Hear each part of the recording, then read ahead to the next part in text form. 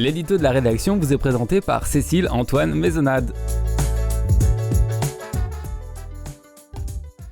Brûlante réalité. À quelques pas de l'Assemblée législative des TNO, ce mercredi 22 octobre, les pompiers s'activent. Un feu s'est déclaré dans le campement de fortune installé il y a quelques mois en face du musée Prince de Galles.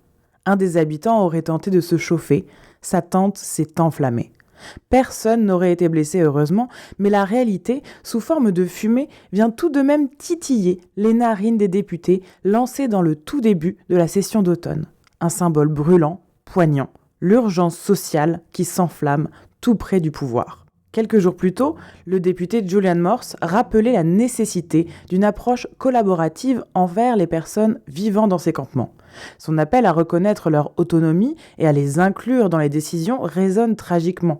Les problèmes criants de logement, d'itinérance ne sont plus de simples dossiers administratifs empilés sur un coin de bureau.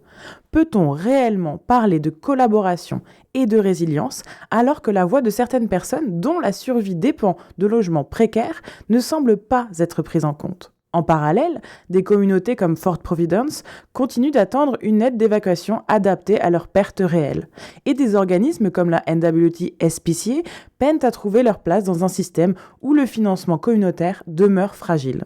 Le portrait paraît simple à dresser, celui d'une société fatiguée qui réclame plus d'empathie et moins de bureaucratie.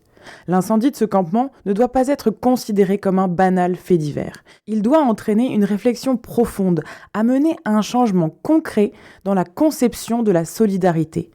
Écouter, dialoguer et investir humainement, les réponses sont connues. Il ne reste plus qu'à les mettre en œuvre avant que le prochain feu n'éclaire une nouvelle fois nos contradictions.